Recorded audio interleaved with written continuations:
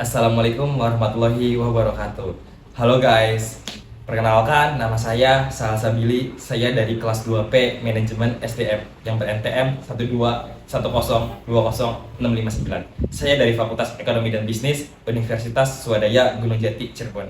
Di sini saya membuat video materi tentang pembelajaran perubahan human capital berkualitas tinggi.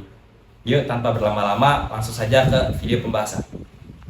Oke, di sini langsung aja di materinya yaitu membangun human capital berkualitas tinggi atau unggul.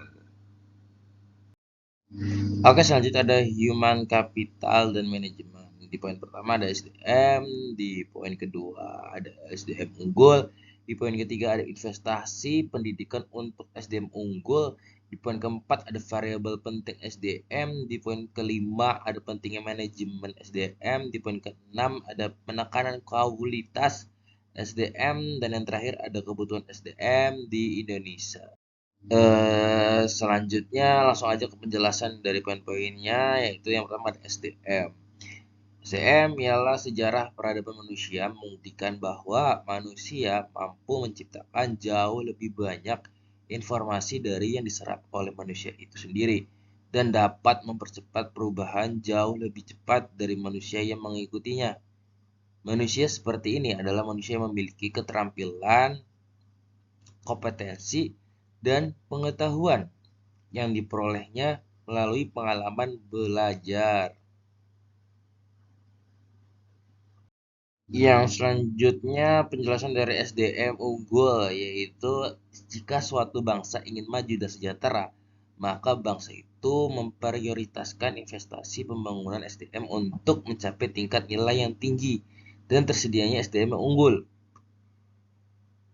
Padahal nilai ini membantu manusia lebih kreatif, produktif, dan mampu menyelesaikan masalah yang dihadapi dan bekerja keras dengan komitmen dan dedikasi tinggi, didukung dengan integritas yang tinggi. Selanjutnya ada investasi pendidikan untuk SDM unggul, yaitu membangun human capital melalui investasi pendidikan oleh pemerintah, swasta maupun masyarakat penting untuk mempersiapkan masa depan bangsa yang lebih baik lagi. Oke, lanjut. Variabel penting SDM. Variabel penting dalam SDM adalah kemampuan sikap, nilai-nilai, kebutuhan-kebutuhan, dan karakteristik demografinya. Variabel tersebut, menurut Gomez 2003-26, dipengaruhi oleh lingkungan, seperti norma dan nilai-nilai masyarakat, tingkat pendidikan, dan peluang yang tersedia.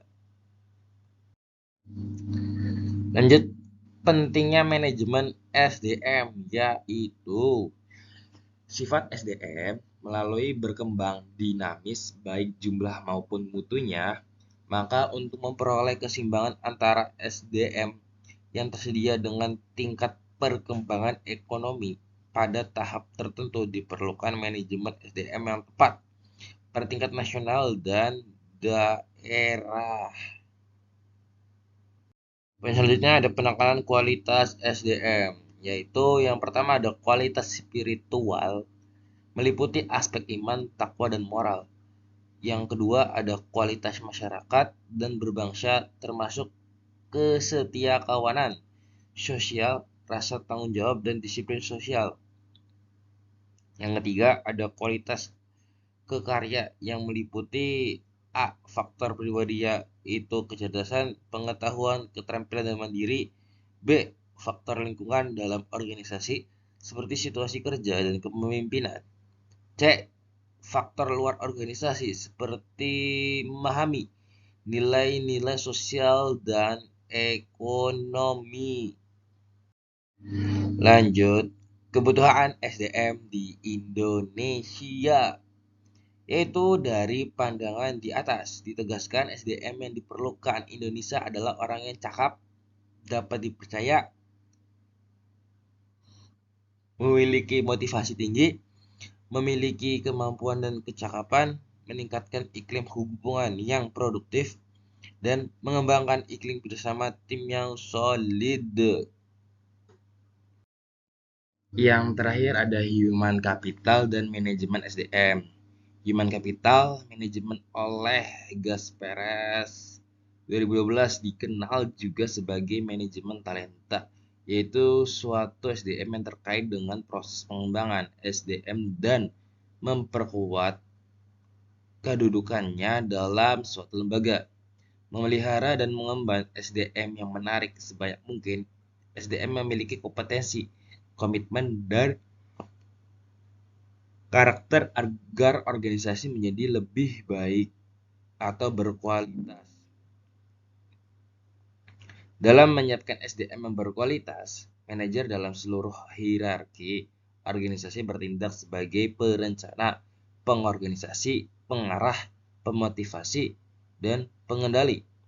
Pada dasarnya, organisasi memiliki ketergantungan dengan SDM yang ada dalam organisasi untuk menggerakkan organisasi, memenangkan persaingan, dan mencapai tujuan melalui proses dan mekanisme manajemen yang benar. Oke, thank you yang sudah melihat dan mendengarkan penjelasan materi dari saya. See you.